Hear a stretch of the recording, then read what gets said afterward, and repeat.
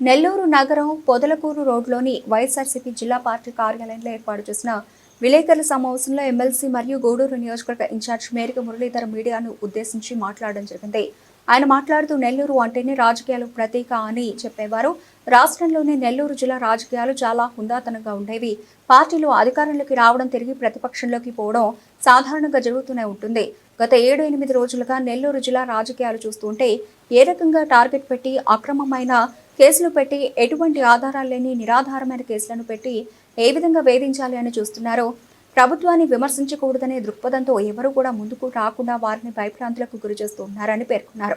బలోపేతం అయిపోతుంది, మనం ఏం చేయాలనే కుట్రలో భాగంగా ఆయన మీద నిరాధారమైన ఆరోపణలు చేస్తున్నారు. నేను ఒకటే ప్రశ్నిస్తున్నాను, ఎస్టీల కోసం వాళ్ళకి ఇబ్బంది కలగకూడదని ఒక అవినీతిమైనటువంటి చట్టం తీసుకొచ్చింది కేంద్ర ప్రభుత్వం. అట్రాసిటీ యాక్ట్ని ఇంత దుర్యోగంగా చేయడం అనేది నిజంగా జిల్లాలోని ఎస్సీలందరూ కూడా చాలా బాధపడుతున్నారు.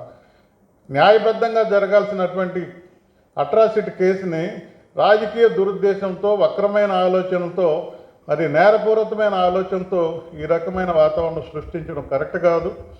ఈ రకమైన వాతావరణం సృష్టిస్తుంటే మీరు కోలుకోలేని చాలా మూల్యం చెల్లించుకోవాల్సి వస్తుంది భవిష్యత్తులో. గతంలో కూడా మరి గోవర్ధన్ రెడ్డి గారి నాయకత్వంలో 10కి 10 సీట్లు రావడం జరిగింది. హిస్టరీ రిపీట్స్ ఇట్ సెల్ఫ్ అన్నట్టుగా తిరిగి మరి అదే వాతావరణానికి తీసుకొస్తున్నారు. మీరు తప్పకుండా కోలుకోలేనటువంటి దెబ్బ తగులుతుంది మీకు. ఎక్కడికి వెళ్ళినా కూడా ఈరోజు మంచి విశిష్ట కలిగిన నాయకుడి మీద ఈ రకంగా వేధిస్తున్నారు అని అందరూ కూడా మాట్లాడుకుంటున్నారు. నాటకీయ పరిణామాలు. నిజంగా లా అండ్ ఆర్డర్ని కాపాడుతున్నటువంటి వ్యవస్థ ఎంతో గొప్పగా ఉండాలి.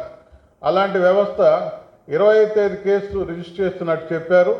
26వ తేదీ నుంచి ఆయన ఓపెన్గా ఇక్కడే ఉన్నారు. పార్టీ ఆఫీసులో 4 రోజులు ఉన్నారు, ఇంటి దగ్గర 2 రోజులు ఉన్నారు. ఉగాది కోసం హైదరాబాద్ వెళ్తే ఎన్నడూ లేని విధంగా రాష్ట్రంలోనే నెల్లూరు జిల్లా రాజకీయాలు చాలా హుందాతనంగా ఉండేవి. అధికారంలో వస్తుంటారు, అధికారంలో ఉన్న వాళ్ళు ప్రతిపక్షంలో మళ్ళీ అధికారం కోల్పోతుంటారు. కానీ రాజకీయాలు చాలా హుందాతనంగా, నెల్లూరు అంటేనే హుందాతనమైన రాజకీయాలకు ప్రతీకగా రాష్ట్రంలో చెప్పుకునేవాళ్ళు.